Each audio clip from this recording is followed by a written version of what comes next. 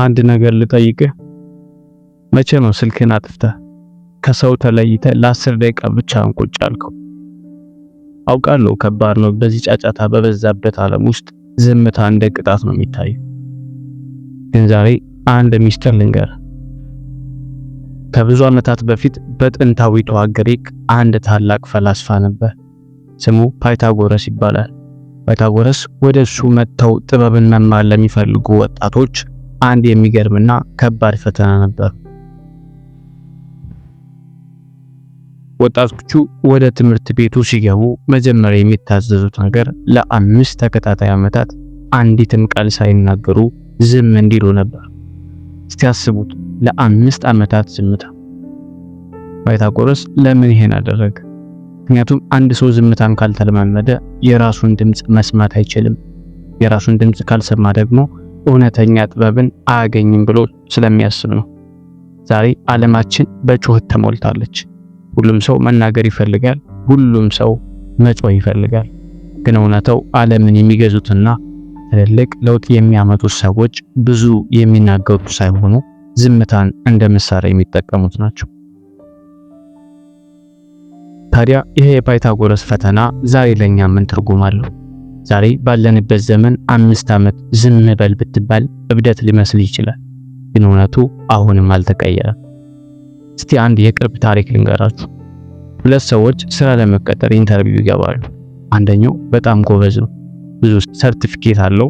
ገና ሲገባ ጀምሮ ጥያቄ ሳይጨርሱ እኔ እንዲህ ነኝ፣ እኔ እንዲያውቃለሁ፣ ይህን ድርጅት ከፍ አደርጋለሁ እያለ ይለፈልፋል። በቃ በንግግር ሊያሸንፋቸው ይሞክራል። ሁለተኛው ግን ሲገባ የተረጋጋ ነበር። ጥያቄ ሲያቀርብለት ወዲያው ዘው ብሎ አልመለሰም። መጀመሪያ ለ3 ሰከንድ ያህል ዝም ብሎ አይናቸውን አያቸው። ከዚያም በጥሞና በረጋ ድምጽ መለሰ። ማን የተቀጠረ ይመስላል? በእርግጥም ሁለተኛው ነው የተቀጠረው። ለምን መሰለ? ዝምታ ኮንፊደንስ እንዳለ ያሳያል። ስትለፈልፍ ግን ፍርሃትህን ነው የምታሳየው። ሰው እንዳይንቅህ የምትከላከል ትመስላለህ። ዝም ስትል ሰዎች ምን እያሰበ ይሆን ብለው ይጨነቃሉ። ዝምታ እንደ ግድግዳ ይከላከልልሃል።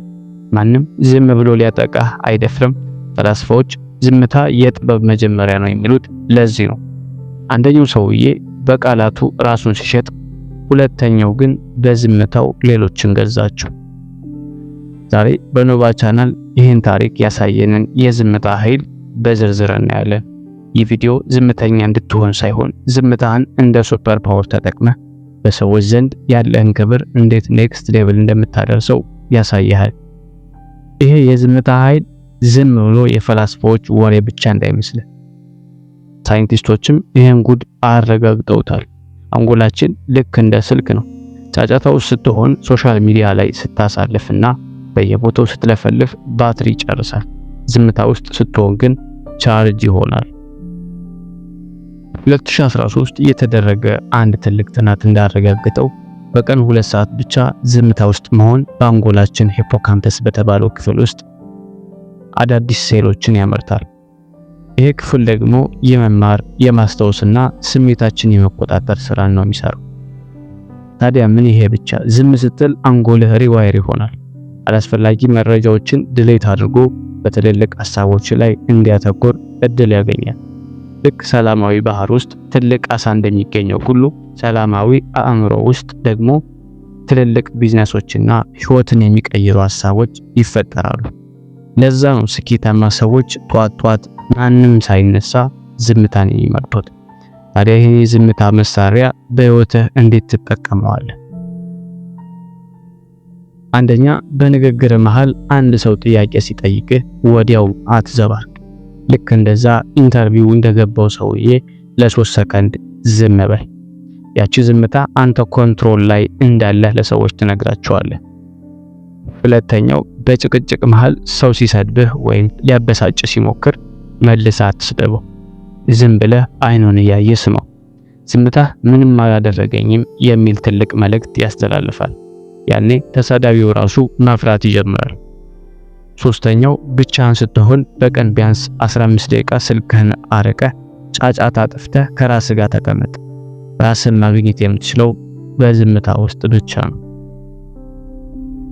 ቃላቶችህ እንደ ጥይት ናቸው። ዝም ብለህ አትተኩሳቸው፣ ካለቀብህ ትዋረዳለህ። ዝምታ እንዲናገር ፍቀድለት። ህይወትን ኮንትሮል ማድረግ የምትጀምረው ምላስን ኮንትሮል ስታደርግ ነው። ዛሬ የተነጋገርንበትን የዝምታ ኃይል በህይወት ውስጥ ትልቅ ለውጥ እንደሚያመጣ ተስፋ አለኝ። ቪዲዮ ከተመቸህ ለጓደኞች ሼር አድርገው።